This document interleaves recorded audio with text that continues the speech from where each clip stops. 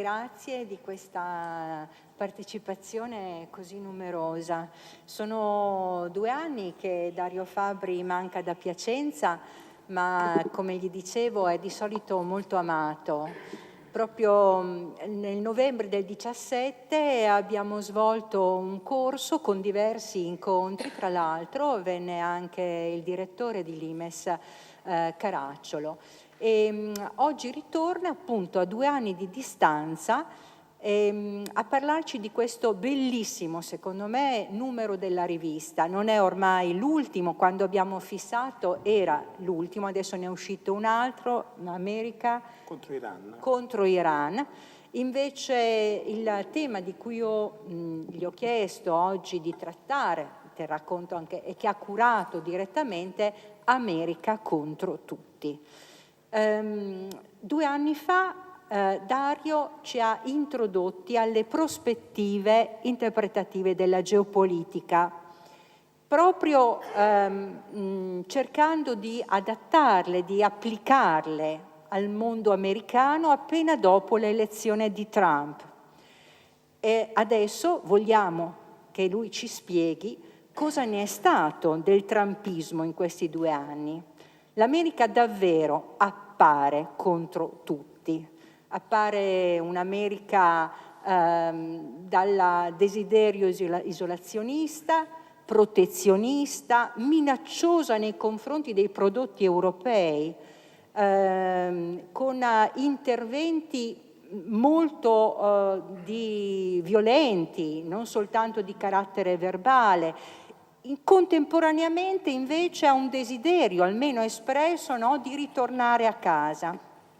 In questo numero della rivista si svolge attraverso i diversi interventi, ci sono molti esperti, un'analisi a 360 gradi, non soltanto l'America, dall'imperialismo si dice, dall'imperialismo all'essere imperiale, che è una categoria classica, no, della geopolitica su cui ti chiederò di ritornare, ma anche nei confronti dell'Europa, rispetto alla NATO, con questo rapporto muscolare rispetto a Macron, gli USA e la Cina, gli USA in Medio Oriente, gli USA nel cosiddetto cortile di casa. Tra l'altro c'è una bellissima carta anche che parla, no, della rivisitazione della dottrina Monroe. Ecco, la geopolitica adotta sicuramente delle categorie interpretative molto peculiari, che per la storia, la disciplina che a noi naturalmente sta più a cuore, no, costituiscono un elemento sempre in più. E però è interessante come il numero curato da Dario Fabbri affronti queste analisi sempre tenendo presente lo sviluppo temporale, sempre con un confronto rispetto al passato, il rimando a quello che lui ci raccontava 2 anni fa esattamente, alla fine della Seconda Guerra Mondiale e alla fine della Guerra Fredda, è costante anche in questo numero. Io adesso gli lascio la parola, lui è un grande oratore, come sapete, e quindi ci coinvolgerà con la sua trattazione. L'ultima cosa che volevo dire è che in questo numero salta agli occhi come l'approccio geopolitico, secondo me, finalmente, faccia i conti anche con le narrazioni, la realtà di come si sviluppano le dinamiche internazionali, ma anche il racconto che i vari paesi, e in particolare l'America, gli americani, gli statunitensi, Trump, fanno di quanto vorrebbero e di quanto effettivamente svolgono. Dario Fabbri. Grazie Carla.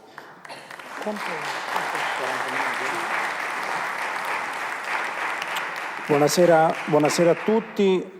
Grazie ovviamente a Carla per l'invito, sempre un piacere tornare da voi, anzi per voi oggi ho attraversato il ritardo non dovuto per una volta a Trenitalia, ma purtroppo alla tragedia di Lodi, quindi è stato un po' complicato, visto che la linea è ancora chiusa, arrivare qui, ma sono molto contento anche di presentare, come diceva Carla, un numero, questo America contro tutti, che era il numero di gennaio per intenderci, anche se è il 12° dell'anno scorso, ma noi abbiamo il vezzo di uscire con l'ultimo numero dell'anno il 31 dicembre, quindi inevitabilmente è il numero di gennaio dell'anno successivo. Questo a voi, come giusto, interessa meno, ma è un numero che, faceva notare giustamente Carla, non è soltanto la narrazione, o almeno l'aderenza alla narrazione che hanno di sé gli Stati Uniti, e specialmente gli Stati Uniti di questa epoca storica, quindi gli Stati Uniti come vengono detti trampiani, semplicemente perché presieduti da Donald Trump ovviamente, ma è un numero che prova a fare i conti con ciò che c'è sotto la pelle della narrazione, cioè che cosa poi rintracciamo realmente, insomma capire che momento vivono gli Stati Uniti e che momento vivono sul serio gli Stati Uniti, visto che poi mediamente, ma potremmo togliere l'avverbio, riguarda tutti noi, cioè quello che poi si mettono in testa gli americani difficilmente non ha un riverbero diretto sulla nostra esistenza, anche se noi poi fatichiamo un po' a rendercene conto. Un iniziale, così poi entriamo in medias res, ma un iniziale accenno all'approccio storico o storiografico, se volessimo allargare il campo, in un numero precedente a questo, un numero di settembre, che ahimè ho curato, anche quello che si titolava Il fattore umano. Brevemente, se questo vi può interessare, mi sono occupato in poche righe di quale storia, a quale storia la geopolitica guarda, a quale approccio storiografico, meglio, la geopolitica attinge o vorrebbe attingere. Mi ricordo, non so quanti di voi ebbero all'epoca la pazienza di sopportare i 4 incontri che io ho tenuto proprio qui, era l'autunno del 2017, e di essere introdotti a questa lunare disciplina che è la geopolitica, che in maniera molto più elegante della mia Carla ha definito peculiare. Qualcuno di voi ricorderà che la geopolitica è una disciplina, intendiamoci, la geopolitica è come la filosofia, ne esistono centinaia, ognuno ha la sua geopolitica nella testa, così come è impossibile stabilire 2 approcci alla filosofia esattamente identici, anche se pertengono alla medesima scuola, figurarsi la geopolitica che non ha neanche quell'elevazione culturale, ma ha una geopolitica di tipo personale, poi ne segue un'altra altrettanto personale, ma nel caso specifico quel numero, questa è la ragione per cui ve ne sto parlando, il fattore umano raccontava qual è il nostro approccio alla geopolitica, o nel caso specifico anche un po' il mio, visto che l'ho curato. Nella parte riguardante la storia, essendo la geopolitica, per come la intendiamo noi, profondamente antilideristica, cioè tende a prescindere dai cosiddetti leader, dai capi, cioè in geopolitica se qualcuno, visto che va molto di moda, vi si para davanti e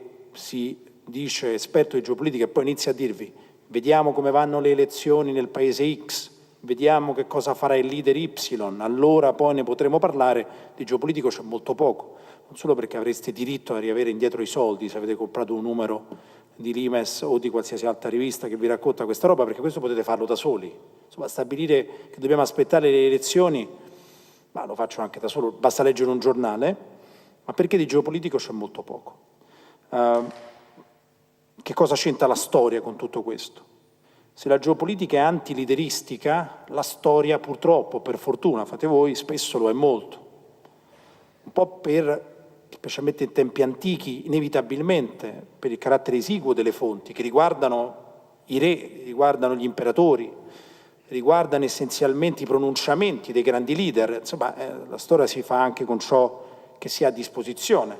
Sì, esiste un lunghissimo filone storico che racconta la vita quotidiana degli abitanti, la volontà di questi, l'espressione delle istanze popolari, ma poi la storia, per come la leggiamo e come la studiamo, è determinata dai leader. Anche le epoche storiche sono segnate dai nomi dei leader.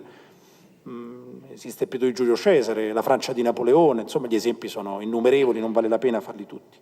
E allora la geopolitica come si inserisce in un contesto così? La geopolitica fa molta fatica, perché inevitabilmente ha un bisogno assoluto della storia. Non può esistere geopolitica senza storia. Io oserei dire non può esistere nulla senza lo studio della storia, se volessimo essere ancora più precisi. Vuol dire semplicemente immaginarsi in una dimensione irreale, non presentarsi a qualsiasi studio senza una preparazione storica. ma la geopolitica ne soffre in particolare perché spesso non riesce a trovare un'interpretazione geopolitica della storia. Proprio non c'è. La nostra è una disciplina che esiste da quando esiste l'essere umano, ma in forma totalmente inconsapevole, al punto che in forma consapevole esiste dall'Ottocento, il che non è vero, è una fiction, una finzione, però dobbiamo avere a che fare con questa. Allo stesso tempo non ci sazia però neanche, non va nemmeno più di moda, ma una storiografia di tipo socialista, che andava di moda qualche decennio fa, che si concentrava, almeno credeva di concentrarsi sulle collettività, ma era lideristica esattamente come quella classica, cioè se la storia lideristica si concentra sui leader incensandoli spesso o semplicemente considerandone la volontà inevitabile, senza un'accezione moralistica, più o meno, la storiografia socialistica spesso raccontava, provando a concentrarsi sulle collettività, di collettività che erano mediamente manipolate dalle classi dirigenti, dai padroni dell'economia, dai leader, dai dittatori, eccetera, ma non riusciva a cogliere, almeno a nostro avviso, che cosa facessero realmente le collettività, perché dal nostro punto di vista non può esistere, e questo lungo e un po' sofferente monologo per introdurre il fenomeno dell'America di Trump, perché a nostro avviso non può esistere un leader, anche il regime più spietato, che non abbia un consenso da parte della popolazione. Ma questo è già un discorso politologico che a noi interessa meno, che non sia diretta espressione della collettività. È perlomeno rarissimo che un regime riesca ad imporre alla collettività esattamente ciò che la collettività non vuol fare. Spesso è per il contrario, che lo si utilizza come paravento, soprattutto ex post, per dire noi non c'entravamo nulla, è stato il regime di cattivoni, spesso erano cattivoni anche molto peggio che cattivoni, ma questo non ci interessa, e la geopolitica deve fare i conti anche con queste istanze, con questo tipo di incongruenze riguardanti l'approccio alla storia, che, almeno per quanto ci riguarda, tendono a ricercare una via breve nella spiegazione dei fenomeni. Che cosa c'entra tutto questo con l'America di Trump? Se noi ci fermassimo a studiare l'America di Trump come se fosse, e lo diventerà inevitabilmente, un fenomeno storico, concentrandoci su Trump, avremmo, e questo numero dovrebbe servire a spiegare proprio questo, una visione molto travisata di ciò che è accaduto. Anche se facessimo un semplicissimo sondaggio tra di noi, quindi non necessariamente nei confronti di quello che viene definito l'uomo della strada, che peraltro spesso è più acuto di molti letterati, ma neanche questo ci interessa, ma anche se facessimo un semplice sondaggio fra persone che seguono la politica americana e chiedessimo quali sono le caratteristiche principali degli Stati Uniti attuali, le risposte sarebbero molto probabilmente un'America isolazionista, protezionistica, chiusa nei confronti degli stranieri, che ha dimenticato o non considera più importante l'Europa, dedita al disimpegno e mediamente, perdonerete il francese, incavolata, mettiamola così, molto arrabbiata un po' con tutti, con sodali e nemici in maniera indistinta. Questa è l'impressione che si ha degli Stati Uniti di oggi. Poi l'approccio politologico insegna che è tutta colpa sempre del leader, e questo a noi fa molto sorridere, ma è quello che si insegna mediamente e che si studia, quindi essenzialmente è tutta colpa di Trump, così come la Turchia attuale è tutta colpa di Erdogan, e potremmo proseguire, eccetera, eccetera. Così le condizioni in cui versa l'Italia, ammesso che siano condizioni drammatiche, se ne può discutere, è tutta colpa della classe politica, come se la classe politica non fosse espressione della collettività, fosse assegnata ad una collettività per sorteggio. Cioè noi avremmo potuto avere la classe politica della Finlandia, ma quando hanno fatto il sorteggio ci è capitato questa. Non è esattamente così, ma la politologia insegna esattamente questo, senza rendersene conto.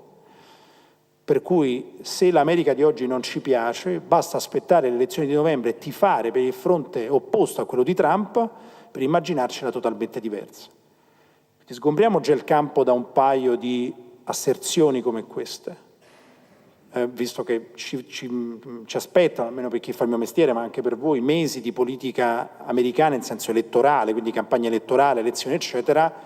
Chiunque vinca il prossimo novembre, la congiuntura degli Stati Uniti non cambierà granché. Volessimo estremizzare, cambierà molto poco. Però noi, specialmente io in forma dolosa, stiamo al gioco. Chissà se sorgerà il sole il giorno dopo del primo martedì di novembre, quando si vota negli Stati Uniti, il mondo non sarà più lo stesso e amenità di questo tipo che servono anche in forma dolosa inevitabilmente. Ma perché questo? Perché la geopolitica, se fatta per bene, si concentra sulle caratteristiche strutturali di una collettività. Cioè alla geopolitica è chiesto non di comprendere che cosa fa un singolo individuo, perché è impossibile. È quasi come la fisica che stabilisce che cosa farà un singolo atomo è imponderabile, ma stabilire che cosa farà un aggregato di atomi è il mestiere della fisica. Esattamente la geopolitica ha la stessa maniera. La geopolitica non può sapere che cosa farà un singolo individuo, ma l'aggregazione di individui, quindi le collettività, che siano nazioni, imperi, bande criminali, eccetera, eccetera, se studiate nelle loro caratteristiche strutturali, quindi a partire dalla storia, la collocazione geografica, lo sviluppo economico, quello culturale, la percezione di sé, il luogo in cui si trovano, i movimenti degli altri nei loro confronti, nella sua massima presunzione la geopolitica tende alla previsione perché studia gli elementi strutturali. Quando mi capita di tenere seminari, soprattutto nell'università, su questo tipo, quindi quando già i ragazzi sono stati sottoposti al filtro della politologia, e viene chiesto loro, ma se noi ci basassimo soltanto sulle elezioni per stabilire il futuro o il momento di una nazione, e poi andiamo a Trump, come facciamo in quei paesi dove le elezioni non ci sono? Non si sa. Cioè, in quei paesi dove le elezioni non si celebrano, o se si celebrano sono, possiamo nasconderci, fasulle, come si fa? Per quei paesi noi non possiamo stabilirne la traiettoria. Se ci affidiamo soltanto alle elezioni, il nostro mestiere è finito. E soprattutto se aspettiamo soltanto le elezioni anche. Che momento vive l'America di Trump? Dato tutto questo, vive un momento che è di massima frustrazione. Se noi dovessimo raccontare gli americani di oggi, da qui il titolo iperbolico, parossistico di America contro tutti, peraltro poi il nostro direttore ha aggiunto uno strillo altrettanto affascinante, ma non tutti contro l'America, il che è molto vero. Se noi però dovessimo guardare gli americani, la prima sensazione che ne abbiamo a proposito di fattore umano è la loro frustrazione massima. Gli americani oggi sono molto arrabbiati. Ma come mai? Eppure, se è vera la vulgata, Trump ha dato loro tutto quello che chiedevano. Gli americani da 15 anni a questa parte, quindi si trascendono le amministrazioni, non a caso l'America di Obama e quella di Trump sono quasi identiche. Obama e Trump hanno una dialettica molto diversa, quasi opposta. Obama è un signore mediamente sgradevole, Obama è un signore mediamente gradevole, ma presiedono lo stesso paese che vive lo stesso periodo storico. Sono espressione della stessa nazione nel medesimo periodo storico, non possono essere diversi, anche volendolo. I due probabilmente, se mi ascoltassero, si lancerebbero dalla finestra, ma non dipende da loro. Cioè, l'America che elegge Obama e quella che elegge Trump è identica, proprio identica. In un'epoca storica non è composta da 8 anni, a meno che in mezzo non c'è una guerra mondiale, ma insomma non è questo il caso degli Stati Uniti. E quindi che America è?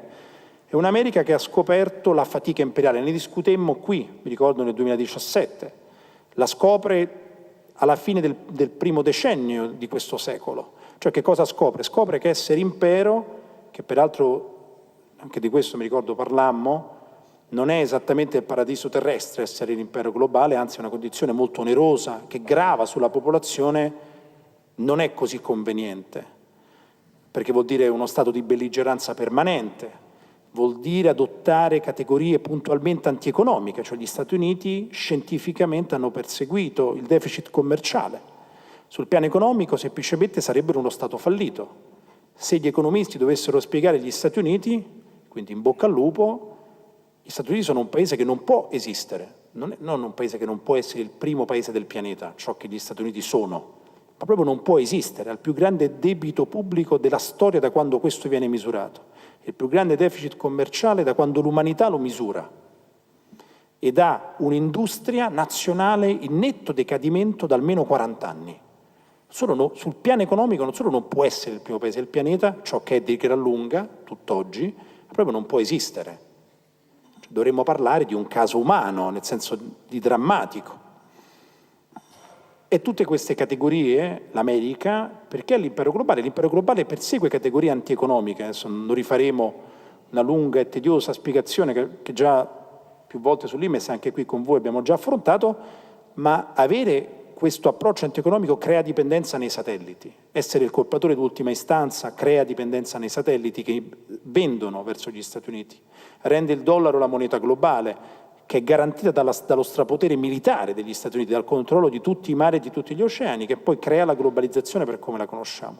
Tutto questo è un fardello molto duro da affrontare per la popolazione, che dopo le campagne esotiche in Iraq e in Afghanistan, peraltro in Afghanistan tuttora in corsa, mediamente anche quella irachena, ma questo è un altro discorso, a gran voce la popolazione americana ha chiesto fin dagli anni di Obama soltanto una cosa, di tornarsene a casa e parallelamente di diventare un paese normale, di un paese dedito almeno maggiormente ad una forma economicistica del vivere, quindi ridurre il deficit commerciale, importare meno, vendere di più, avere un'industria che funziona meglio, avere un debito pubblico minore, eccetera, eccetera. Questo Obama prometteva, torneremo a casa e avremo un'economia più normale, più funzionale.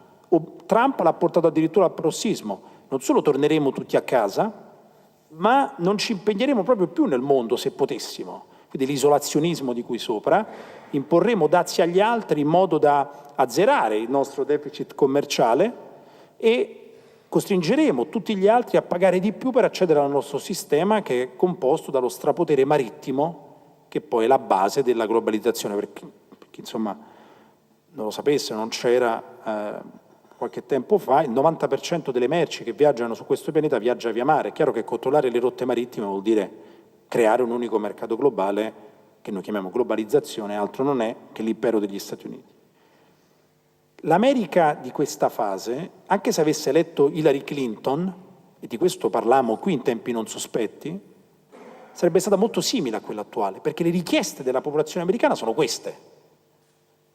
Poi l'aspetto elettorale è secondario, la vittoria di questo o di quel leader dipende da decine e decine di fattori, dalla comunicazione, dalla capacità anche di mistificare se stessi, da uno stile più aggressivo, da un'antipatia diffusa nei confronti di un candidato, il caso di Hillary Clinton, mediamente antipatica per gli americani, forse dal fatto che un paese come gli Stati Uniti non era pronto, forse non lo è ancora, ad avere un presidente donna purtroppo, eccetera, eccetera. Ma conta poco, perché l'America chiede le medesime cose, chiedeva e chiede le medesime cose. Torniamocene a casa ed occupiamoci maggiormente del benessere, quello materiale, per dirla in termini molto semplici. E Trump, secondo la vulgata, tutto questo con una coerenza eccezionale, perché a Trump si può accusare di tutto, spesso è raccontato come un divago, ma un signore di una coerenza eccezionale, tutto questo lo ha perseguito, al punto che, come dicevamo all'inizio, se noi svolgessimo e conducessimo un sondaggio, i primi sostantivi che emergono sono protezionismo, isolazionismo, ritorno a casa degli Stati Uniti, eccetera, eccetera. Allora perché gli americani sono così arrabbiati? Se hanno chiesto qualcosa e Trump, ma ripeto, difficilmente un altro presidente al suo posto con uno stile molto diverso, probabilmente avrebbe perseguito il contrario. Insomma, un signore, un politico che crede di essere artefice del tempo o della condizione in cui agisce viene umiliato dalla storia. E i casi sono innumerevoli, se non si rende conto che ne è prodotto. Quindi un politico capace, Trump è senza alcun dubbio un politico di una sensibilità straordinaria sul piano politico, per l'appunto, fa ciò che coglie nella società. Quindi Trump è un oligarca newyorkese, cioè figurarsi se a Trump sente il fardello imperiale su se stesso. Figurarsi, Trump non ha fatto neanche la guerra, mai, è quello che gli americani chiamano draft dodger, come tutti i signori benestanti della sua età, anche Bill Clinton, non hanno fatto neanche la leva obbligatoria in Vietnam. Figurarsi se lui percepisce la fatica di stare in uno stato di belligeranza permanente. Però da politico molto capace, molto sensibile, ha colto le istanze della popolazione, quelle più lontane da sé, e in maniera molto coerente ha provato a realizzarle. E se è vera la vulgata, come dicevo, e quindi andiamo nello specifico, perché allora gli americani continuano ad essere contro tutti, ad avere questo tono di grande sofferenza? Perché evidentemente la realizzazione dei propositi non è avvenuta. Tutto quello che chiedevano gli statunitensi, che chiedevano a Trump nel caso specifico, non lo hanno ottenuto. Qualcuno potrebbe dire, ma come? Hanno imposto dazi a tutti i paesi del pianeta o quasi. Si sono ritirati o si stanno ritirando da tutti i contesti del globo, hanno chiuso. Un altro tema che non ho toccato, insomma, va senza dire, è quello dell'immigrazione. Insomma, Trump ha promesso, e secondo ciò che leggiamo e vediamo, realizzato una chiusura quasi netta, secca, irrevocabile delle frontiere statunitensi nei confronti dell'immigrazione. Beh, certo non si può ottenere tutto e subito, ma un riconoscimento, peraltro l'economia americana vola, come sapete è volata in questi anni con tassi di crescita che noi ci sogniamo nelle notti più ardite. Allora qual è il problema? Il problema è che la realtà è molto diversa, non per colpa di Trump, così ci togliamo anche questo di problema. Il presidente statunitense ha poteri molto limitati, anche se volesse i poteri di un presidente americano. L'America è certamente un impero, ma non ha un imperatore, anche di questo discutemmo qui. Certo, quando capitano le cose positive, cioè fattori positivi, se li intesta e dice tutto merito mio.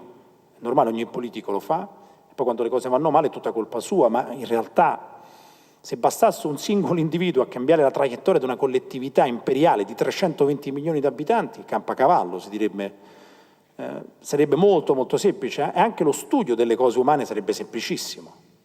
Per cui applichiamola anche a noi stessi, la geopolitica è una disciplina al servizio della collettività in cui esiste, quindi dovremmo ritornare sempre all'Italia nei nostri discorsi, ma se bastasse questo noi dovremmo importare una classe dirigente di assoluti geni per rendere il nostro un paese, che peraltro non è tra i meno capaci del pianeta, intendiamoci, ma il più capace del pianeta. Non funziona così.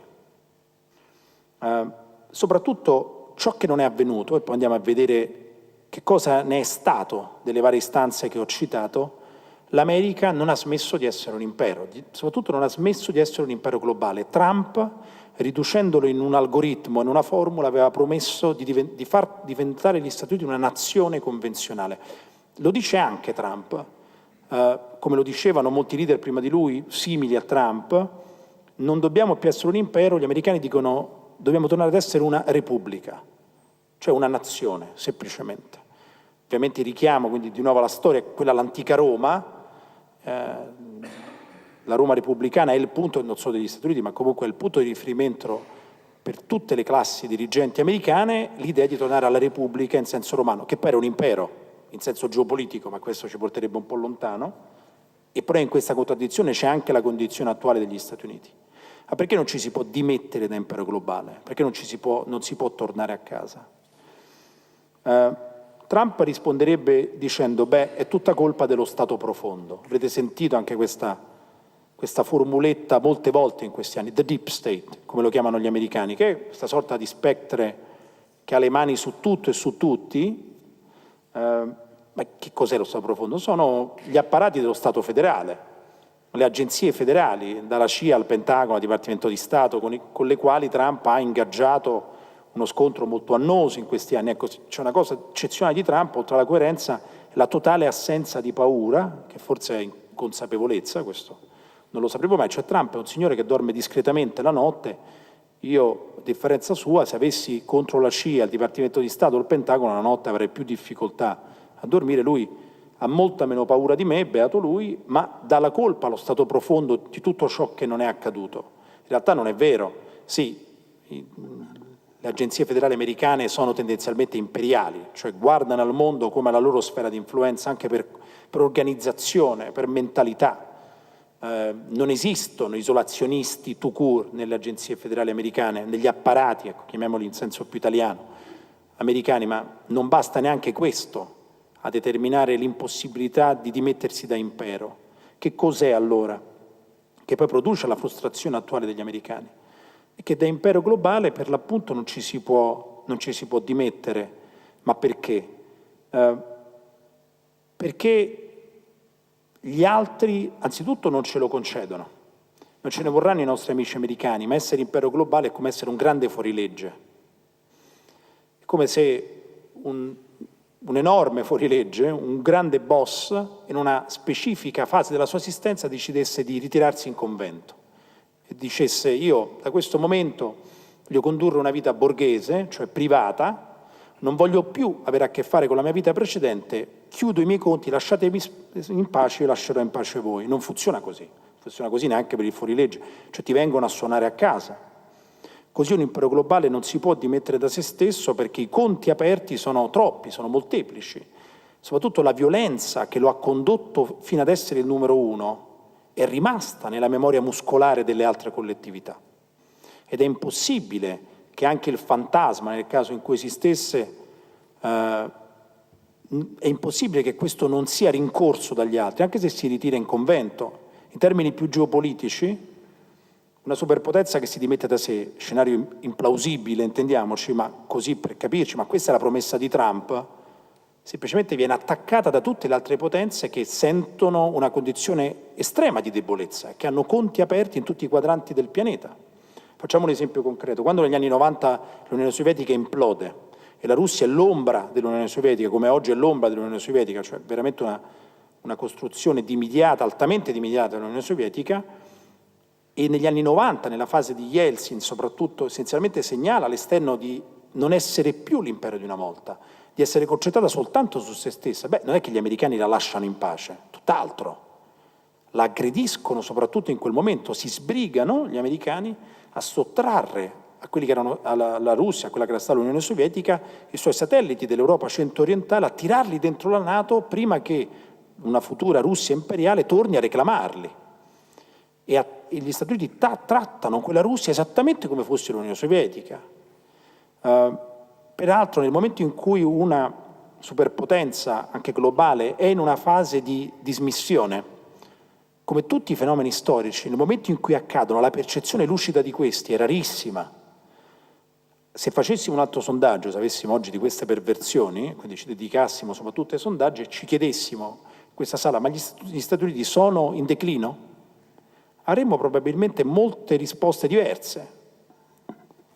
C'è una sensazione media, soprattutto in Europa, che gli Stati Uniti siano in declino, ma qualcuno, anzi molti, che hanno un'idea diversa, ce ne sono facili da rintracciare. Probabilmente gli Stati Uniti non sono in declino, ma questo oggi non ci interessa. Ma rendersene conto nel momento esatto in cui questo avviene è quasi impossibile. E poi se non fosse, chi se la prende la responsabilità di non averli attaccati nel momento in cui non erano nemmeno in declino, ma era necessario sorprenderli? Cioè, chi si occupa di questioni strategiche pensa sempre a brutto tempo, se no ha sbagliato mestiere. Perché se poi il brutto tempo capita, succede l'imponderabile, succede soprattutto l'irreparabile. Questo per dire che cosa? Nel momento in cui un impero volesse ritirarsi, stabilire se lo fa soltanto per ragioni tattiche, per rinculare e poi riandare al mondo, è pressoché impossibile fidarsi. Quindi lo si attacca maggiormente. E da ultimo, la ragione per cui è impossibile dimettersi da sé dei grandi imperi restano sempre e soltanto le rovine, è perché la popolazione smette di essere imperiale quando non ha più la forza di esserlo realmente. Detto in termini più semplici, applicandoli agli Stati Uniti, anche Trump che propone l'impossibile ritorno alla nazione, se si rendesse conto come questo poi significherebbe abdicare al ruolo di prima potenza del pianeta, non lo vorrebbe mai. Cioè, la popolazione americana, così stanca e così frustrata per come l'abbiamo raccontata, anche se chiede ciò che chiede ai propri governanti, se noi chiedessimo agli americani ma volete smettere di essere il primo paese del pianeta? Risponderebbero di no. E per questo che ciò che è avvenuto in questi anni, per tutte queste ragioni, indipendenti da Trump, legate direttamente alla struttura di un impero, all'impossibilità di dimettersi da questo, che gli Stati Uniti hanno effettuato esattamente mosse contrarie a quanto pensavano di realizzare, esattamente contrarie a ciò che percepiamo. Abbiamo la sensazione di un'America che sia nella fase di disimpegno, di ritirata dal mondo. Disimpegno è il sostantivo più applicato a questi anni che riguardano gli Stati Uniti. Gli americani si sono ritirati, secondo quanto ci raccontano, dal Medio Oriente, dall'Europa neanche a dirlo, ormai l'Europa non fa più parte neanche dei loro sogni, e forse anche dall'Africa e dall'America Latina. Soltanto in questi 3 anni abbondanti, anzi neanche troppo abbondanti, Trump si insedia la terza settimana di gennaio del 2017, di Trump, il contingente militare americano è aumentato in tutti i continenti del pianeta, tutti quanti, nessuno escluso. Il Medio Oriente è aumentato di quasi 30.000 unità. A noi ci raccontano che si sono ritirati dal Medio Oriente. Sono aumentati di oltre 30.000 unità in Medio Oriente. In Europa, l'Europa che non serve più a niente agli americani, nella quale Trump definisce la NATO obsoleta, eccetera, eccetera, il contingente militare americano in Europa è aumentato di 2.500 unità, tutte in Germania peraltro, ma adesso non abbiamo controllato, ma da quando Trump si è insediato non è scoppiata una nuova guerra in Europa. C'è purtroppo sempre l'unica guerra che si ritraccia è quella in Ucraina, anche se facciamo finta che questa non sia una guerra, ma non ce n'è stata un'altra. È aumentato il contingente americano in Africa di quasi 2.000 unità, è aumentato neanche a dirlo nell'Asia estrema, nell'estremo oriente, nell'Asia orientale. Quindi l'America che noi percepiamo come in fase di disimpegno, soprattutto militare, di ritorno ad una condizione di nazione isolazionistica, ha realizzato in questi anni esattamente il contrario, proprio guardando ai numeri. Perché non può abdicare da se stessa, perché non vuole rinunciare contro la sua volontà al ruolo di numero uno che ha. E l'America protezionistica, in questi anni gli Stati Uniti hanno applicato dazi pressoché a tutti i paesi del pianeta, o quasi, almeno tutti i paesi sviluppati del pianeta, mettiamola così. Al punto che una delle cose più divertenti che ci tocca ascoltare in questi anni sono le profezie sulla fine della globalizzazione, perché, se non c'è più il liberismo di una volta, la globalizzazione è finita. Questo lo sentiamo, perché gli economisti popolano i dibattiti come se la globalizzazione fosse un fenomeno economico, e quindi ovviamente la globalizzazione non è un fenomeno economico, abbiamo provato a spiegarlo, è un fenomeno militare, e finirà quando gli americani non controlleranno i mari su cui viaggiano le merci, ma non si basa sul libero commercio, la globalizzazione, si basa sul commercio controllato dagli americani, che è una cosa diversa.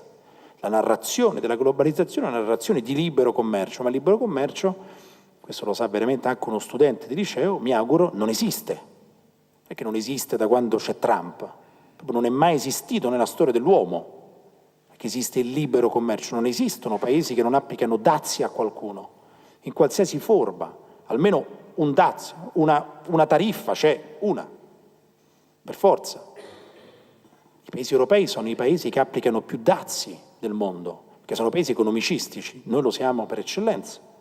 Cioè se gli americani pretendono che gli altri spendano di più per accedere al loro sistema, non vuol dire che diventino protezionistici, non vuol dire che la globalizzazione finisca, perché non si basa sul libero commercio.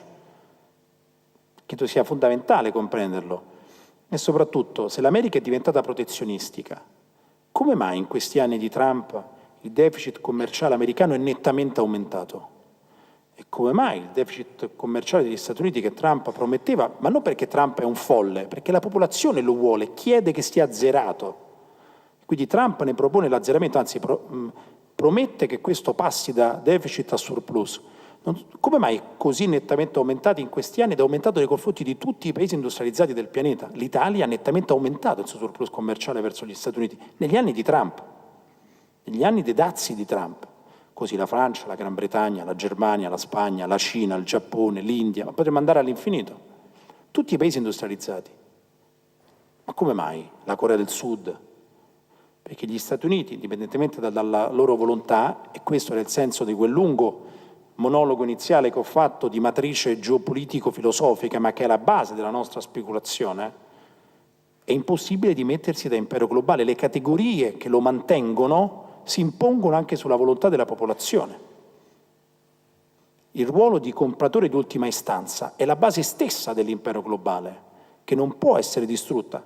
Forse nei prossimi anni ridurranno il deficit commerciale gli americani con grandissima fatica, e soprattutto a fronte di una narrazione molto negativa nei loro confronti, quella appunto di un'America cattiva che impone dazi agli altri, utilitaristica, egoistica. Tutta questa fatica per ridurre di un po' il deficit commerciale, se ci riusciranno. Ad oggi lo hanno semplicemente aumentato, il che sostanzia ciò che abbiamo raccontato fino adesso, l'impossibilità per gli Stati Uniti di diventare qualcos'altro. Quindi abbiamo scoperto che non solo non si sono disimpegnati dal mondo, ma hanno aumentato negli anni di Trump la presenza militare in tutti i continenti.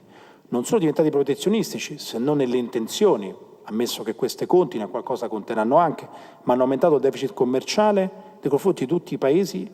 Non solo non sono diventati una nazione normale, ma hanno aumentato il debito pubblico. Che come si lega il debito pubblico all'accezione imperiale? Il debito pubblico semplicemente, quando si tratta di impero globale, vuol dire costringere gli altri a pagare parte del benessere dell'egemone. Vuol dire nient'altro. Chi compra il debito pubblico americano? Anche noi. Tutti i paesi del pianeta, a partire da quello che dovrebbe essere il principale nemico degli Stati Uniti, cioè la Cina, che è anche il primo creditore degli Stati Uniti, che ha aumentato il credito nei confronti degli Stati Uniti negli anni di Trump, perché il debito pubblico americano, anche se Trump prometteva di ridurlo, è nettamente aumentato ed oggi, come dicevo all'inizio, è il più alto, lo era già prima, ma continua ad essere il più alto mai misurato nella storia dell'umanità. Molto semplicemente, una delle cose più divertenti è quando gli americani si preoccupano del loro debito pubblico. Quindi capita di discutere anche con americani che si occupano di questioni più o meno geopolitiche e ti dicono, beh, però questo debito pubblico mi preoccupa molto. Il debito pubblico gli americani non lo ripagheranno mai, cioè funziona in questa maniera. Un egemone non ripaga il debito pubblico, a parte che non è impossibile, visto il dato, ripagarlo interamente, che è nettamente superiore al PIL degli Stati Uniti, ma di molte volte. Gli americani avranno l'incombenza di ripagare il debito pubblico quando semplicemente non saranno più gli egemoni globali.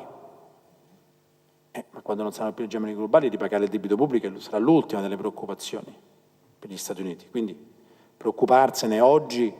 Eppure esiste anche tutto un filone politico all'interno degli Stati Uniti, che adesso va meno di moda, il cosiddetto conservatorismo fiscale, questo nome un po' cacofonico, fiscal conservatism si dice in inglese, ma che aveva avuto, qualcuno di voi lo ricorderà, chi ha la passione per la politica americana, c'era stato tutto un movimento che si chiamava movimento del Tea Party, che si concentrava, negli anni di Obama, che si concentrava sul debito pubblico americano, era molto divertente, come se fosse un problema reale, come se il debito pubblico fosse una categoria economica.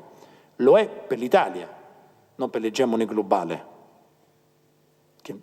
che lo utilizza per scaricare sugli altri la propria egemonia, mica per ripagarlo, se no che egemone è. Ecco. E da ultimo, che cosa ne è stata della chiusura di Trump nei confronti degli immigrati? Perché un altro elemento della retorica trumpiana, ma ripeto, è impossibile oggi diventare Presidente degli Stati Uniti e dire, come è impossibile, se volessimo estendere a qualsiasi paese anche dell'Europa più o meno occidentale, anche centro-orientale, diventare leader politico in quei contesti e dire aprirò le frontiere a tutti gli immigrati, insomma non possiamo nasconderci dietro un dito. Avere questo in campagna elettorale vuol dire, mettiamola così, avere difficoltà ad essere eletti in qualsiasi territorio, anche nei più illuminati del nostro paese o di altri paesi, senza essere ipocriti, e così negli Stati Uniti. E noi abbiamo la percezione, Trump veramente ce l'ha messa tutta in questo senso, che piaccia o non piaccia, veramente ce l'ha messa tutta, anche a volte in maniera molto opinabile per quanto riguarda gli strumenti e metodi, e poi andiamo a vedere i dati e scopriamo che negli anni di Trump la popolazione straniera residente negli Stati Uniti, gli immigrati, sono aumentati di 2.500.000 unità. Ma perché? Eppure noi abbiamo la sensazione che gli Stati Uniti siano chiusi, perché anche qui siamo in una categoria imperiale, tipica della categoria imperiale, anche di questa discutemmo, qui mi ricordo all'epoca. Noi siamo paesi economicistici, noi valutiamo la presenza degli immigrati, al di là delle questioni ideologiche o razzistiche, queste non ci interessano, ma vengono valutati in termini più o meno economici, demografici nell'elemento massimo, cioè ci servono, ci si chiede in maniera un po' grezza, alla nostra economia servono? La mantengono, oppure sul piano demografico servono a pagare il nostro welfare, così usciamo da qualsiasi ipocrisia. Questa è una nazione economicistica, una nazione normale, convenzionale, come può essere la nostra, la Germania o la Spagna, eccetera. In un contesto imperiale gli immigrati hanno un'altra funzione, non devono pagare l'economia americana, sì, possono anche sostenere l'economia americana, questo non è che dispiaccia, ma gli immigrati servono a mantenere giovane e violenta la popolazione, a far sì che la popolazione statunitense non diventi come la nostra, cioè non diventi una popolazione mediamente anziana. E perché? Perché le popolazioni mediamente anziane non fanno la guerra.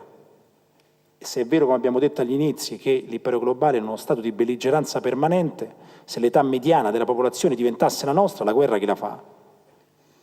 Gli immigrati servono a tenere la popolazione bassa per età e quindi sono irrinunciabili, nonostante il Muslim ban di Trump, la promessa di finire il muro al confine col Messico, l'impossibilità per diverse nazioni, che peraltro saranno aumentate secondo le promesse di Trump, di volare negli Stati Uniti. Voi sapete ci sono nazioni, molte a maggioranza musulmana, ma non soltanto, i cui cittadini non possono volare, cioè non possono neanche arrivare via nave, ma non possono entrare negli Stati Uniti in nessun caso, per nessuna ragione, l'Iran ad esempio, ma molti stati africani, eccetera.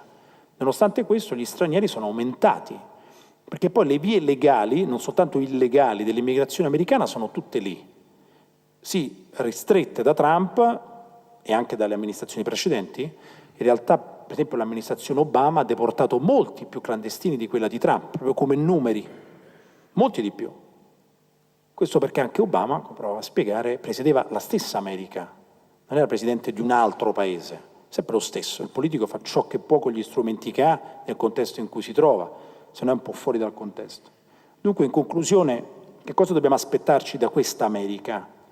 Che non ha ottenuto ciò che voleva, lo ha ottenuto sul piano della narrativa, come si dice, della narrazione forse meglio, ma nel concreto no, e da questo nasce la sua insofferenza. Essenzialmente l'America ha ottenuto, e questo già dagli anni di Obama, per questo in questo senso Obama e Trump sono molto simili, ha ottenuto che il paese non cominciasse nuove guerre in contesti esotici.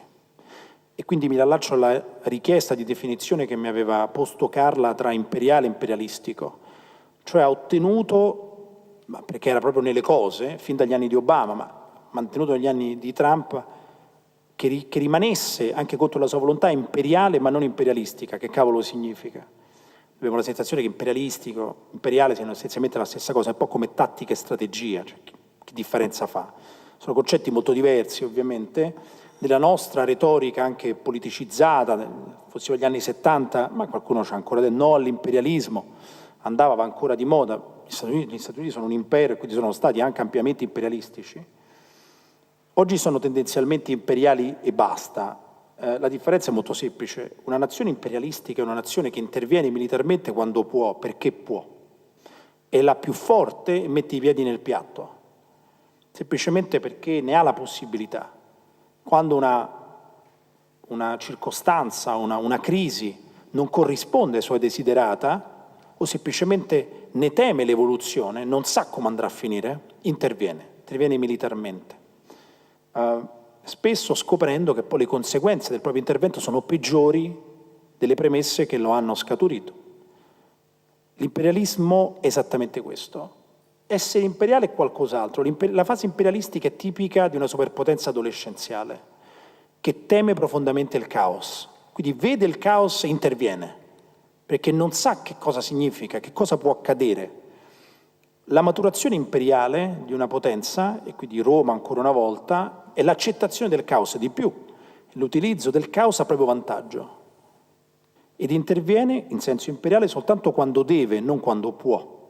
Quando sente che sono in ballo i suoi interessi strategici e soltanto quelli, altrimenti non interviene, altrimenti lascia che gli altri, soprattutto i suoi competitor, come si dice con una parolaccia di impianto finanziario, quando sono soprattutto i suoi concorrenti ed antagonisti, a scornarsi fra di loro. Anzi, li guarda con grande divertimento. Il caso emblematico, in questo senso, per gli Stati Uniti di questi anni è il Medio Oriente, da Obama a Trump. La sensazione che gli americani si siano ritirati dal Medio Oriente deriva dal non comprendere esattamente questo passaggio, che è un passaggio quasi anagrafico, generazionale degli Stati Uniti.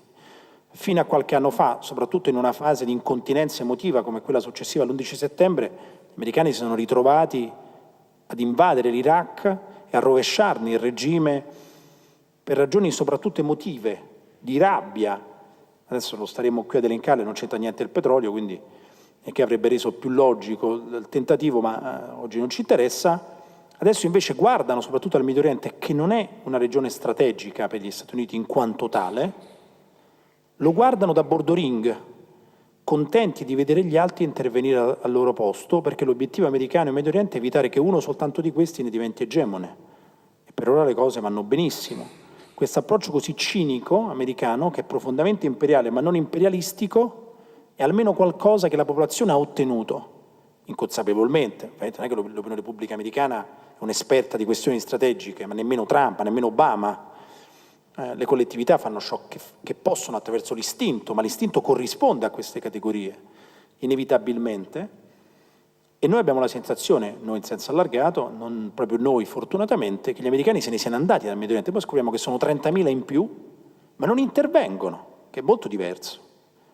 Guardano gli altri scornarsi fra di loro. L'esempio finale che pongo è quello della questione siriana. Anzi, dall'ultimissimo faccio un passaggio sull'Europa e poi veramente concludo. Qualche mese fa avrete seguito la questione del Kurdistan siriano, il cosiddetto Rojava, quando gli americani si sono allontanati, ritirati ufficialmente. Gli americani ufficialmente si sono, ma proprio per parola di Trump, ritirati almeno 5 volte in questi anni dalla Siria. Sono ancora tutti lì, per qualcuno fosse preoccupato, stanno ancora lì. Ma lo scorso, tra la fine di ottobre e novembre, hanno annunciato di abbandonare il Kurdistan siriano, il Rojava, per andarsene. Non se ne sono andati, si sono spostati da nord, il Kurdistan è nel nord-est del paese, da nord verso sud della Siria. Perché? Perché si sono trovati a fare da cuscinetto tra turchi e curdi. Come vedete qui l'aspetto moralistico non c'è, o morale, ecco, moralistico è un'eccezione negativa, l'aspetto morale non c'è, e hanno deciso bene di sottrarsi a un ruolo scomodo di cuscinetto perché non era nei loro interessi. Hanno compiuto questa maturazione lasciando che al loro posto ci si mettessero i poveri russi, che se la passano veramente molto male, anche se qualcuno li scambia per egemoni in Medio Oriente fra lo sghignazzare di tutti gli altri. La Russia è un paese che riesce a malapena ad essere egemone di sé, figurarsi del Medio Oriente. I russi si sono trovati a fare da cuscinetto con risicatissime risorse, non quelle americane, che sono quasi infinite, ma risicatissime come le risorse dei russi, a fare da cuscinetto fra turchi e curdi, perché gli americani li hanno tirati dentro quasi fosse un hobby. Noi leggiamo nei giornali, dicete, la Russia, che colpo da mezzo, perché fare da cuscinetto fra turchi e curdi è un hobby, evidentemente, è una specie di passatempo. Ecco, gli americani in questo sono molto migliorati sul piano strategico, si intende. La geopolitica ha il grande vantaggio di essere una disciplina vigliacca, non ha l'aspetto morale, non si preoccupa di che fine fa la popolazione locale. Purtroppo ognuno fa il suo mestiere e questo è un vergognoso vantaggio della geopolitica. In Europa invece, e veramente concludo, la sensazione che l'Europa sia diventata l'elemento insignificante della geopolitica americana è forse la più drammatica e divertente allo stesso tempo. L'Europa, visto che qualcuno crede di vivere, forse anche qualcuno fra di noi, nel secolo asiatico, beato lui o beata lei, è nettamente il continente più importante del mondo, ma proprio nettamente a spanne l'Europa, il continente più importante del pianeta. Ma la geopolitica in questo senso è spietata, non prevede tesi, non prevede speculazione. Il calcolo è molto semplice. La prima potenza del pianeta sono gli Stati Uniti e sono la prima potenza del pianeta dominando l'Europa. L'Europa è un continente nella totale disponibilità degli Stati Uniti, sul piano militare ed economico in senso inverso, come ho provato a spiegare. Tutti i paesi europei hanno negli Stati Uniti il primo mercato di sbocca, tutti i paesi europei comprano il debito pubblico americano, tutti i paesi europei dipendono dal controllo delle rotte marittime americane. Gli americani dunque sono la prima potenza del pianeta dominando l'Europa, ma non dominando l'Asia.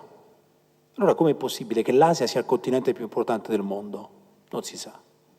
Se lo fosse, gli americani non potrebbero essere la prima potenza del pianeta, perché l'Asia in senso totale non la dominano. L'Europa sì, e ne sono perfettamente consapevoli.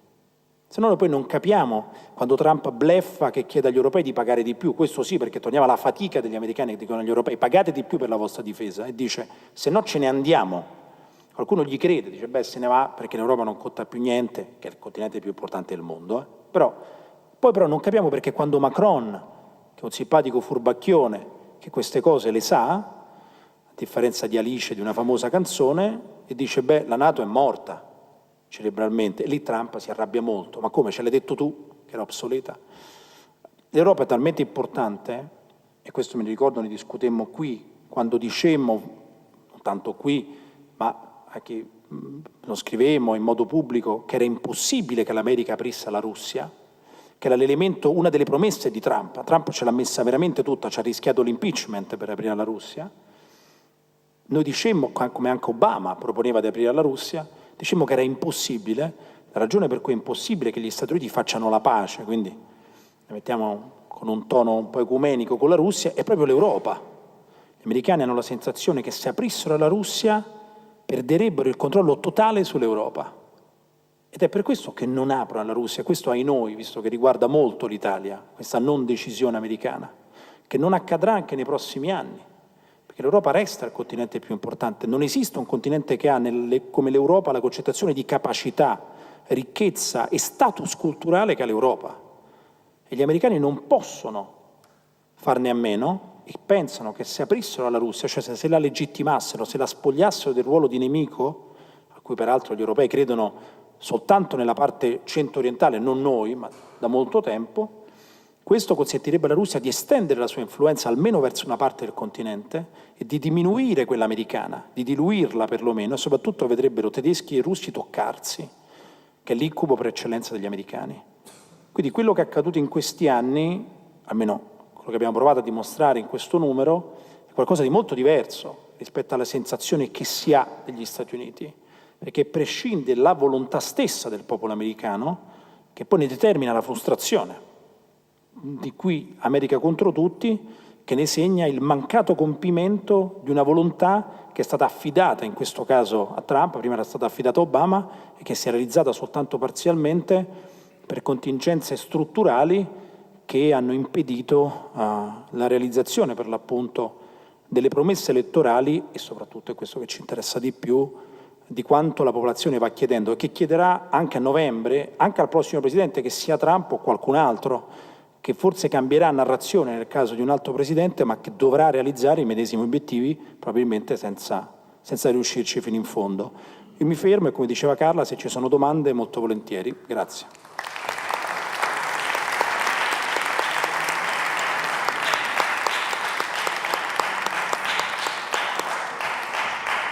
Benissimo, grazie a Dario Fabbri, che come al solito spiazza, perché non siamo molto esperti di geopolitica e abbiamo sempre una concezione volontaristica di ciò che avviene nel mondo, il leaderismo, no? Siamo affetti da questa malattia. Partiamo dallo stato della democrazia americana. Il professore che si è seduto qui ha realizzato un'accorata invettiva legittima, per carità, contro lo stato della politica, ecco, mettiamola così, statunitense, sottolineando come potrebbero essere, insomma, teniamo un condizionale, due oligarchi, il termine oligarca non si usa mai per gli Stati Uniti, ma insomma comunque due oligarchi, peraltro entrambi newyorkesi, insomma, Bloomberg è un signore nato a Boston, ma è stato sindaco di New York.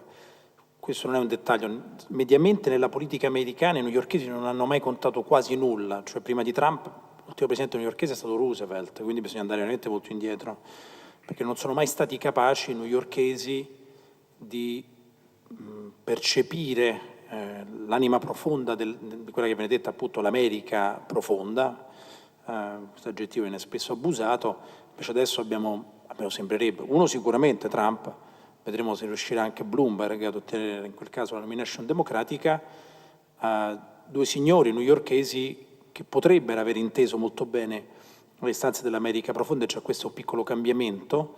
Aggiungiamo a questo anche il fatto che si tratta di due signori, Bloomberg e Trump, che sono stati tutto nella loro vita.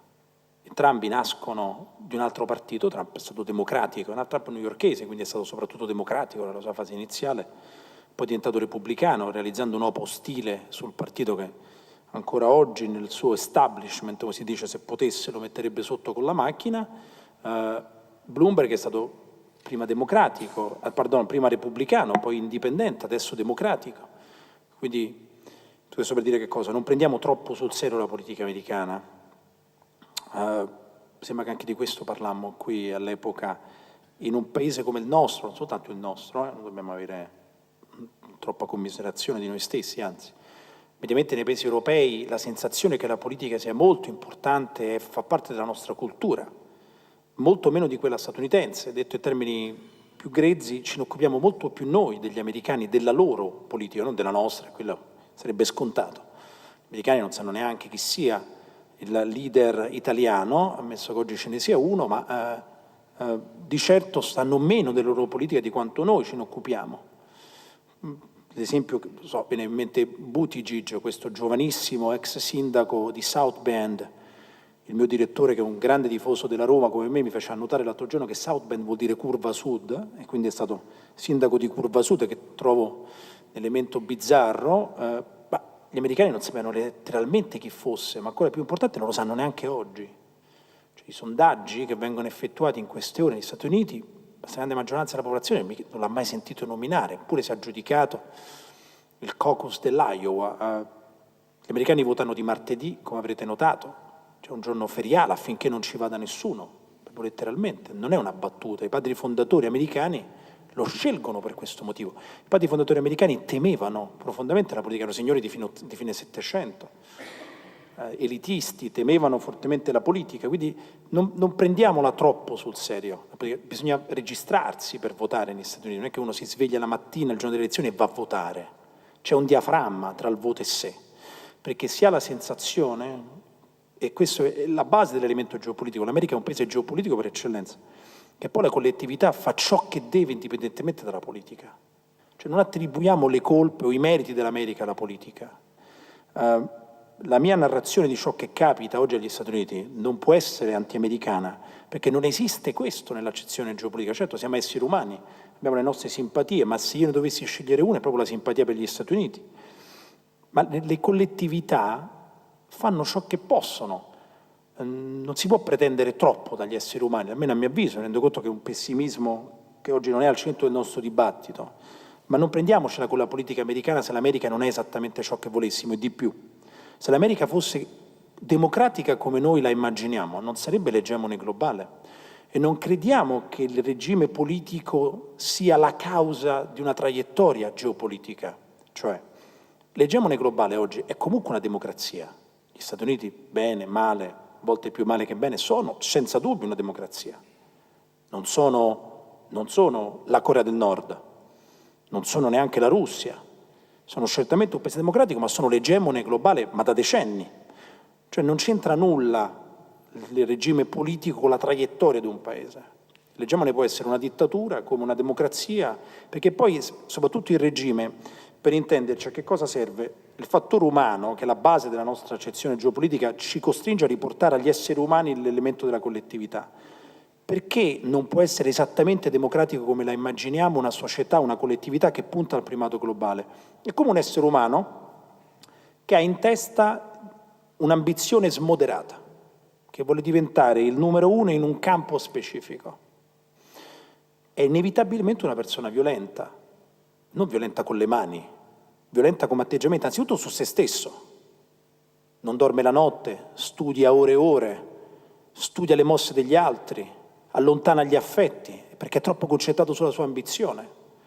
Fa violenza a se stesso e nei confronti degli altri. E una collettività è esattamente la stessa cosa. Non si può pretendere che una collettività che punta al primato sia democratica in assoluto, proprio non può esserlo. Smetterebbe di puntare al primato. Mediamente le condizioni umane funzionano così, che ci piaccia o meno. Noi invece pretendiamo, sarebbe bellissimo se fosse così, che non esistessero queste ambizioni. Noi siamo un paese post-storico, si dice, noi pensiamo che le grandi categorie della storia siano oltre la nostra disponibilità, anzi, pensiamo che sia quasi sciocco perseguirle. Le nazioni più importanti del pianeta la vedono in maniera esattamente contraria. Puntano a dominarlo, il territorio, che ci piaccia o meno, non si può pretendere che lo facciano in modo puramente democratico, perché avrebbero sbagliato atteggiamento. Non so se questo serve a spiegare un po' della politica americana, ma pretendiamo cose che gli americani non ci possono dare. Ce le daranno quando non saranno più il primo paese del mondo, questo sì. Diventeranno forse la colonia di qualcun altro e saranno un paese perfettamente democratico, perché non potranno essere altrimenti. Poi mi è stato chiesto qual è, se c'è un paese che io considero, sinceramente non mi sono mai posto questo tipo di domanda, ammesso che qui qualcuno abbia la perversione di conoscere la mia risposta, ma non è questo il punto, almeno per quanto mi riguarda, perché è impossibile credere che possa esistere una fase storica in cui non ci siano collettività che vogliano dominare sulle altre. Noi che facciamo parte di paesi che sono, il bisticcio di parole, parte di una sfera di influenza altrui, abbiamo la sensazione che queste categorie siano finite, ma noi sono precluse, per noi sono finite per forza. Torneranno, anche qui. non nella nostra generazione, ma torneranno. Ma non è che sono finite in assoluto. Noi crediamo, ed è questo il dramma della nostra condizione tipica della provincia di un impero, credere che noi viviamo una fase teleologica del nostro progresso, cioè questo è il fine ultimo della storia. Non è così. La nostra è una sospensione temporale, noi siamo fuori dalla storia in questo momento. Gli altri ci sono dentro con tutti i piedi, quindi vivono di violenza, sopraffazione, potenza, tutto ciò che per noi sembra anacronistico, perché noi non possiamo, e noi viviamo molto meglio di loro, su questo non c'è dubbio. Si vive molto meglio in Europa che negli Stati Uniti, chiunque ha frequentato un po' gli Stati Uniti se ne rende conto. Quando noi ci diciamo, ma perché gli americani usano le armi? Ma come potrebbero non usarle? E chi la fa la guerra? Noi non la possiamo mica fare. Domani l'Italia dice, ammesso che l'opinione pubblica lo accettasse, che è già impossibile, invadiamo, sto parlando di fantascienza, visto che siamo registrati, invadiamo la Svizzera, dico una sciocchezza a caso, non potremmo proprio farlo, non ce lo consentirebbero, cioè interverrebbero immediatamente gli Stati Uniti e direbbero non si può fare. Noi non ce ne rendiamo conto, noi invece crediamo che sia una nostra volontà, che lo è, soprattutto una nostra non volontà però. Ecco, per cui porsi il problema di quale sia il paese più democratico di un altro, almeno in geopolitica, è quasi come discutere del sesso degli angeli, perché poi il regime, anzitutto, come ho provato a dire, non descrive la traiettoria di un paese. Anche Israele è una democrazia, ma Israele non dorme la notte, vive col fucile alla caviglia, non può essere puramente democratico. È come ho provato a spiegare applicandolo ad un essere umano. Chiudo con l'influenza russa nelle vicende americane. Questa non la sopravvalutiamo. L'influenza russa nelle vicende americane è stata utilizzata in modo strumentale dal fronte anti-Trump per impedire a Trump di aprire la Russia. Se la domanda è Trump vorrebbe essere Putin? Certamente sì. Trump è gotico, ha una megalomania di fondo straordinaria, peraltro anche una faccia tosta straordinaria, e Trump è consapevole che la verticale del potere di cui dispone il presidente russo, il presidente americano non ce l'ha, e a Trump piacerebbe molto averla. Quindi sì, vorrebbe essere Putin e vorrebbe anche avere un rapporto con la Russia molto diverso, anche per affari personali da quello attuale. Ma l'idea di fondo, perché Trump non rappresenta solo se stesso, c'è il suo entourage, esiste un campo legato a Trump che è favorevole all'apertura alla Russia, che peraltro è il medesimo che si era collegato ad Obama. Anche Obama, ricorderete, quando è stato eletto, aveva annunciato di voler aprire alla Russia, addirittura è stato coniato un termine che era, in Italia si dice reset, non ho mai capito bene perché, ma in inglese si dice reset, forse no perché sembra strano pronunciarlo così, si dice reset, cioè azzerare i rapporti diplomatici con la Russia per ricominciare da capo, in modo che Russia e Stati Uniti non fossero più nemici. L'idea di Obama è molto semplice. La grammatica strategica che cosa prevede? Che se tu hai a che fare con due potenze nemiche, ne devi giocare una contro l'altra. Nel 72, ricorderete, gli americani volarono in Cina per giocare la Cina comunista, come se le ideologie esistessero in geopolitica, contro l'Unione Sovietica che era altrettanto comunista. Perché quando tu hai a che fare con due potenze ne devi giocare una contro l'altra. Quindi oggi la grammatica prevede, anzi imporrebbe agli Stati Uniti di usare la Russia contro la Cina. Non lo fa l'America per quello che ho spiegato prima, perché non vuole perdere l'Europa, ma un fronte di apertura alla Russia c'è all'interno degli Stati Uniti. Il fronte più ampio, che è quello dei cosiddetti strateghi, con questa parola tremenda che sono gli apparati statunitensi, è fortemente contrario ed ha utilizzato l'ingerenza russa nelle vicende politiche americane per impedire che questo accadesse. Perché spiegare all'opinione pubblica americana che i russi sono dei cattivoni è molto semplice.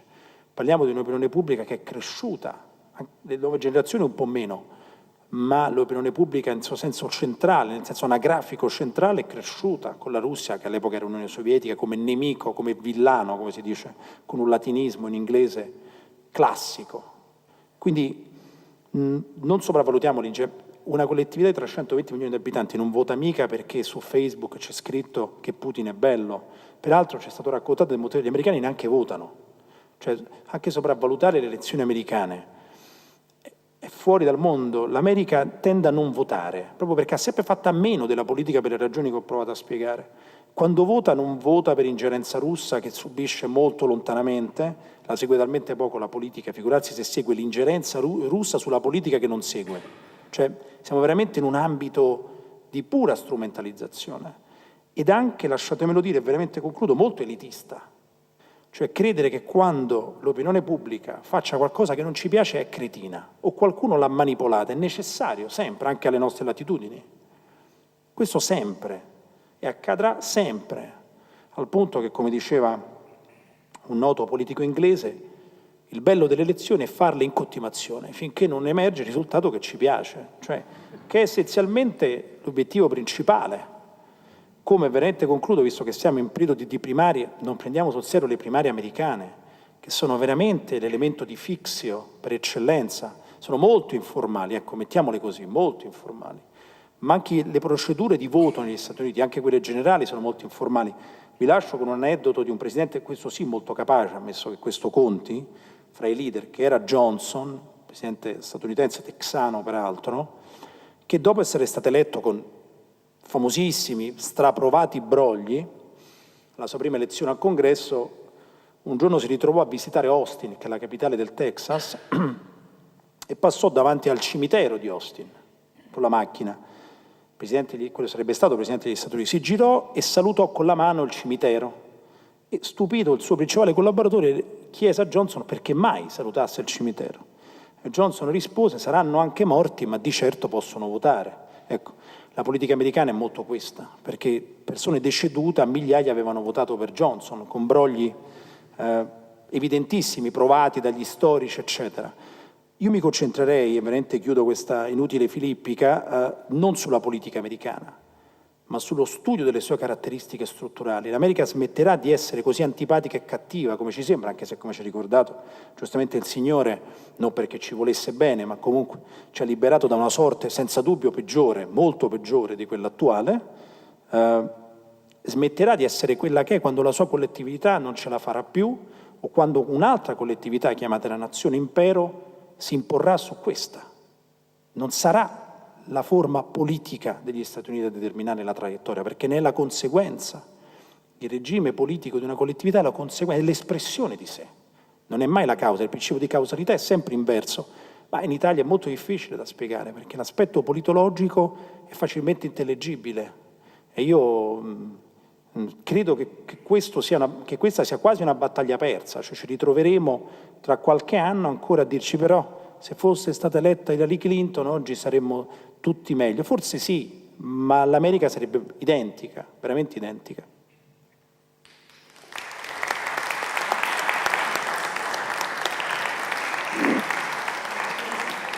Per quanto riguarda la Corea del Nord, il punto della Corea del Nord, non solo per gli Stati Uniti, è duplice. Da un lato evitare che la Corea del Nord si elimini dalla disponibilità di qualsiasi avversario, con la bomba atomica ovviamente, cioè un paese che si dota dell'elemento non convenzionale è fuori da un attacco militare. Finora la storia dimostra che nessun paese che ha la bomba atomica è mai stato attaccato da nessun altro.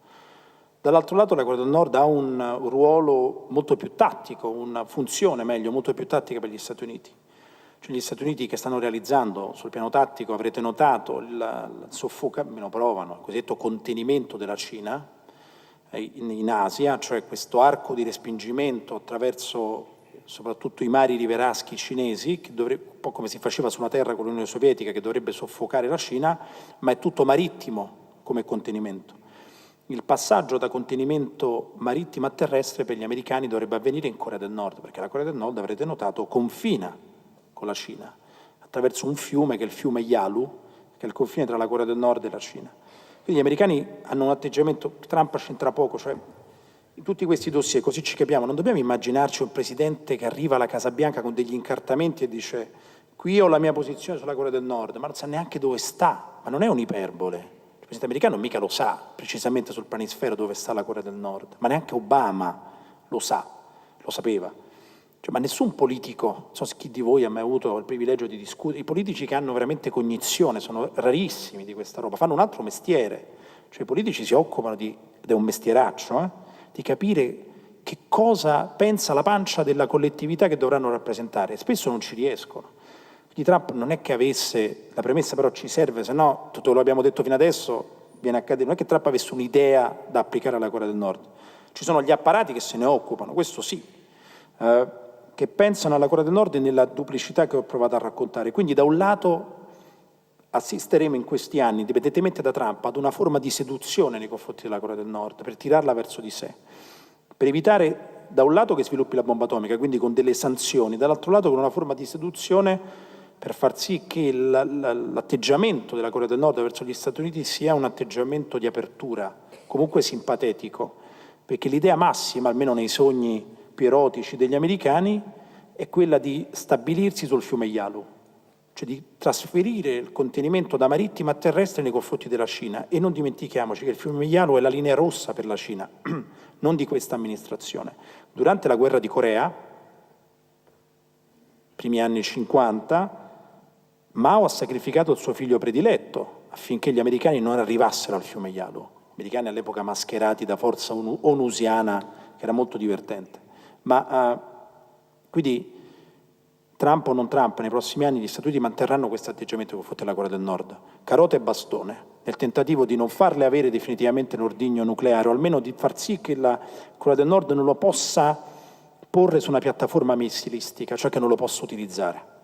Ce l'ha ma non lo può utilizzare. A noi sembra una differenza da poco, ma non lo è, e soprattutto che si apra alla possibilità di uno scambio di contingenti con gli Stati Uniti, che oggi è lontanissimo, ma che è l'elemento finale di qualsiasi contenimento della Cina per gli Stati Uniti.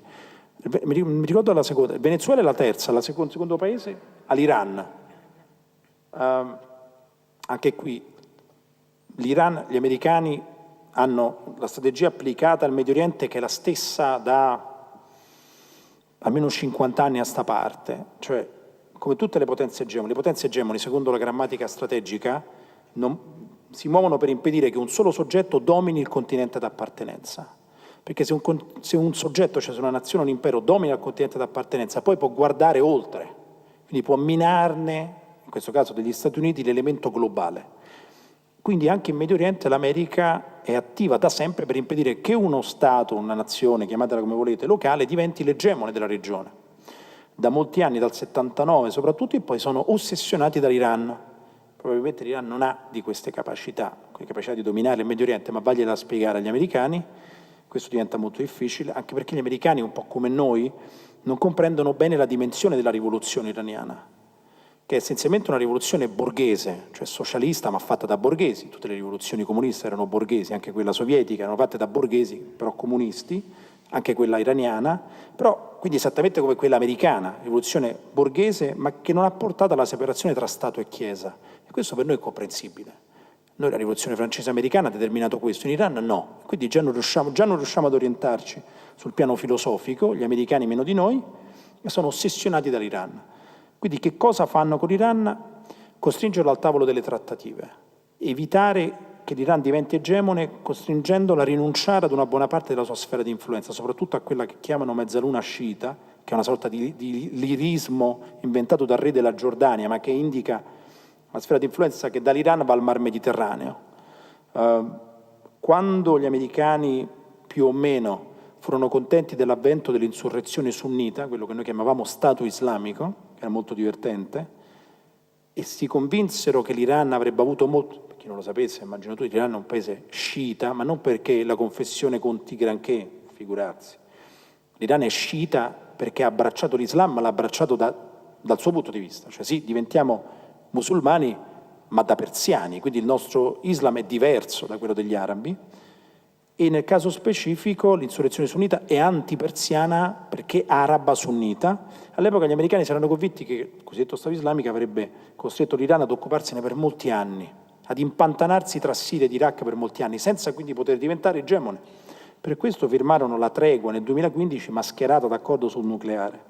Soprattutto per azione dei russi e degli iraniani, lo Stato islamico e anche un po' degli americani, che poi controvogliano perché l'opinione pubblica occidentale si era impressionata dallo Stato islamico e quindi dovettero intervenire, anche se lo Stato islamico era la barzelletta per eccellenza, ma tu ricorderai, cioè, che moriremo tutti per lo Stato islamico, era diventata una cosa incredibile, veramente incredibile, 20.000 miliziani molto capaci nella propaganda e purtroppo anche nel convincere menti demenziali a compiere tragici atti terroristici, questo sia alle nostre latitudini, ma non erano un problema come nemico strategico in Medio Oriente. Eliminato lo Stato islamico, l'accordo sul nucleare non serviva più, perché l'accordo sul nucleare era una tregua, rendo conto è un po' complicato da spiegare così velocemente, ma era nient'altro che la tregua tra Stati Uniti ed Iran, perché gli americani pensavano che l'Iran avrebbe avuto altre cose a cui pensare, cioè lo Stato islamico. Insomma, per renderla più semplice di così non ci riesco. È venuto meno questo, è capitato negli anni di Trump, insomma, qualsiasi altro presidente, in maniera più elegante di Trump avrebbe rinnegato, forse anche solo informalmente l'avrebbe mantenuto. In questo Trump è molto anglosassone, cioè tende ad essere tranciante. Noi siamo latini, ma perché? Cioè, tienilo l'accordo sul nucleare e poi tanto non lo rispetti. Un anglosassone la vede leggermente in maniera diversa, dice no, eliminiamo l'accordo sul nucleare. Perché non ci serve più? Perché la tregua non serve più, quindi anche nei prossimi anni l'ossessione americana nei confronti dell'Iran non finirà, anche se fosse eletto Bloomberg, Sanders o chiunque per lui. Venezuela ed è ultimo. Venezuela è molto affascinante perché è la prova dell'essere imperiale contro la volontà di Trump. Cioè per Trump veramente le Americhe non esistono dal suo punto di vista. E l'America però, diceva Carla all'inizio di questo nostro incontro, sono il cortile di casa degli Stati Uniti. Il Venezuela per gli Stati Uniti è un'altra piccola ossessione. La dottrina Monroe si applica per la prima volta proprio in Venezuela alla fine dell'Ottocento e all'inizio anche del Novecento. E l'idea che cinesi o russi, o soprattutto cinesi, possano utilizzare il Venezuela in enorme difficoltà come piattaforma anti-americana nel giardino di casa è intollerabile. E quindi si sono spesi più o meno nei confronti del Venezuela, ma lo fanno con quell'atteggiamento di fatica imperiale di cui sopra. Qualche decennio fa avrebbero attaccato militarmente il Venezuela. Oggi sono imperiali, non imperialistici, tendono a soffocarlo, non mettono i piedi nel piatto, vogliono vederlo implodere, che peggio di così, poveri venezuelani, è difficile da immaginare, ma questo continueranno a fare anche nei prossimi anni. Trump, che è isolazionista, antiimperiale, nazionalistico, il primo incontro che ha con un leader straniero, quando viene eletto nello studio Vale, è un leader dell'opposizione, meglio, con la moglie di un leader dell'opposizione venezuelano, Lopez, che in quel momento era in carcere, perché comunque le categorie geopolitiche si impongono alla volontà di un leader. Le Americhe sono il cortile di casa degli Stati Uniti, non possono estendere al globo la loro proiezione se non sono tranquilli dentro casa. È molto difficile. Quindi qualsiasi presidente, anche nei prossimi anni, esattamente come Trump, continuerà ad avere un atteggiamento duro nei confronti del Venezuela, senza intervenire militarmente. Da ultimo ricordo come Trump, che non utilizza mai i diritti umani, anzi ama gli autocrati, anzi anche qualche dittatore spesso. Con Kim Jong-un ha avuto più o meno un rapporto discreto, con Putin neanche a dirlo, eccetera, eccetera. Nei confronti del Venezuela ha spesso utilizzato la retorica dei diritti umani come non mai, cioè rivolgendosi alla popolazione venezuelana in nome dei diritti umani che il regime di Nicolás Maduro certamente calpesta. E questo è anche molto affascinante, perché da Trump, secondo la politologia, questo non dobbiamo aspettarcelo. Trump è per l'autocrazia o per la democratura, come si dice con una crasi che va discretamente di moda, però poi utilizza i diritti umani per attaccare un dittatore, questo sicuro, come Maduro, perché, e veramente chiudo, poi la geopolitica si impone sulla retorica e quindi conviene sempre guardare agli interessi di una nazione o a ciò che crede che debba fare, ecco, mettiamola così, piuttosto che a ciò che dichiara il leader della nazione. Come metodo, diciamo come approccio, io più o meno euristico me ne rendo conto, però insomma può essere utile, almeno a noi è molto utile.